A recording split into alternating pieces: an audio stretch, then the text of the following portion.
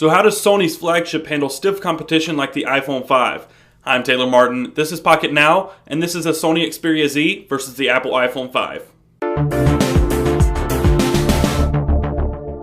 Aside from being very high-end devices, the Apple iPhone 5 and the Sony Xperia Z have very little in common. They differ in size, design, principle, and operating system. The way Apple designs its mobile products is in a way that the hardware simply melts away when you use the devices. And it's all about simplicity. When you pick up the device for the very first time, if you've never used one before, you already know how the device works. The way Sony designed the Xperia Z and customized the software really has nothing to do with simplicity, but more about the Sony experience. How your Xperia smartphone is interoperable with your other Sony products, your PlayStation or your PlayStation games, and your television.